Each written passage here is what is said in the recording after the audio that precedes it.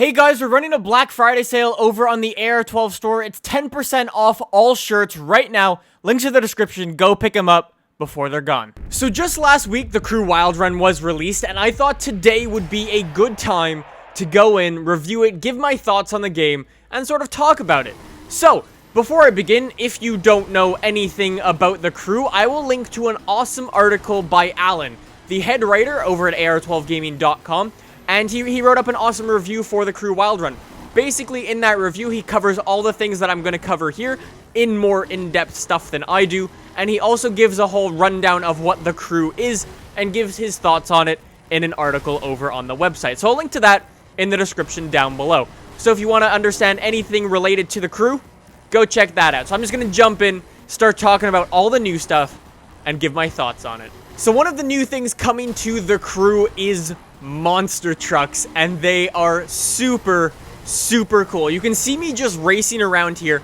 We're up in the Nevada area, I believe. We're very close, or we're going towards the whole monster truck arena area, and that's a super cool place. You'll see what we get up to there. We do a bunch of stunts and things like that.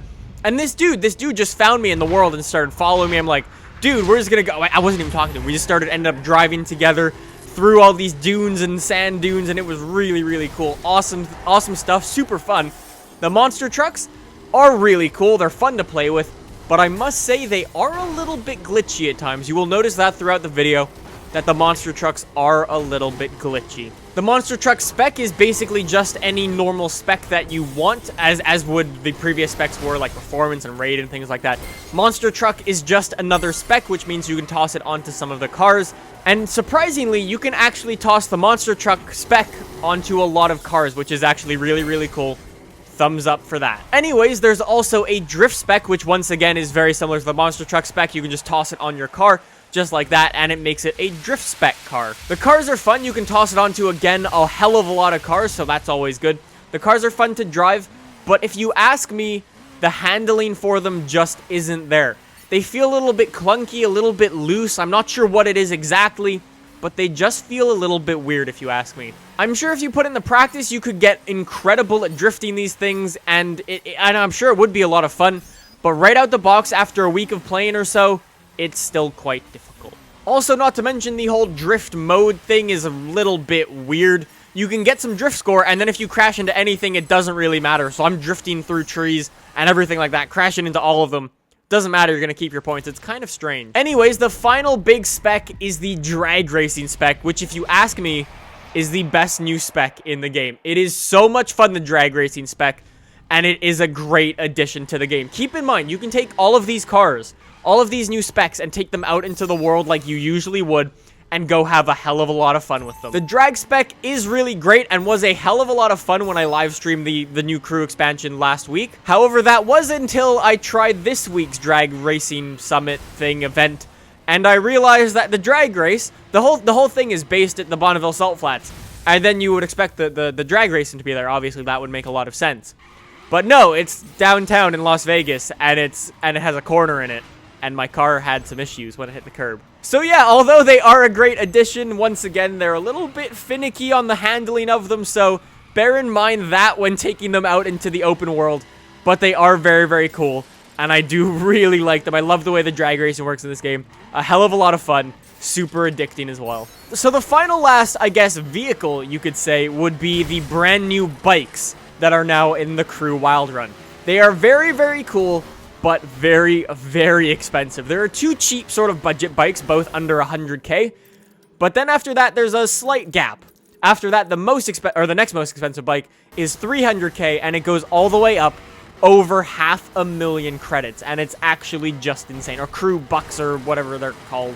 Monies. A cool thing you can do with bikes is you can actually customize your rider, which is pretty cool. But again, the bike outfits are just crazy expensive. 50k for a helmet. I'm sorry, but no. The final huge update for the Crew Wild Run was the brand new graphics, and oh boy, you could probably tell throughout this video, they look very good. They are everywhere in the world. The brand new graphics are everywhere. They're awesome. We got the whole day-night cycle with rain. We got the snow. We got everything. It looks incredible.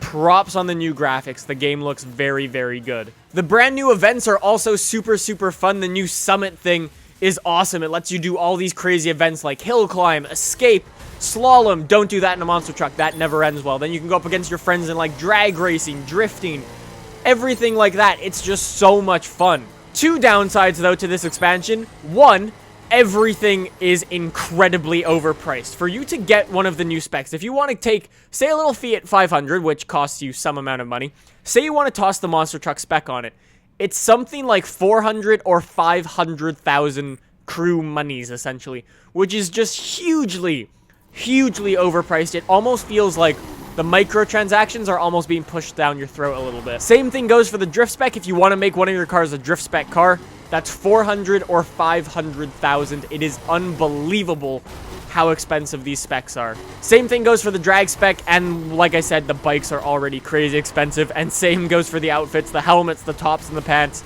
Crazy expensive. Other than that, though, the only issue that I've been having is a couple disconnects and the game just freezing on me when trying to start it up. Other than that, though, the game is actually pretty damn fun. Would I recommend this to someone? Maybe. If you're a person who's into like the whole sort of arcadey sort of handling model and can deal with the sort of clunky feeling of the handling of these cars, I would definitely check this game out. So anyways, guys, those are my thoughts on the Crew Wild Run. Let me know what you guys think in the comments down below. Don't forget to go check out Alan's article. The link's going to be in the description down below for that, and you guys can check that out. Super awesome article he wrote. Props to you, Alan. Anyways, guys, hopefully you enjoyed this review. If you did, subscribe down below for more videos like this in your subscription box. I have some more Crew Wild Run videos coming in the works, so be ready for those. Anyways, guys, thank you for watching, and I will see you in the next one. Or, oh, what the hell is, why is there a fucking huge orange? Yeah, if you guys ever want to try and find us, we're going to meet up. Orange Julep. Be there. No, did I tell you we're going to do an Aero 12 meetup? At where? Orange Julep? There.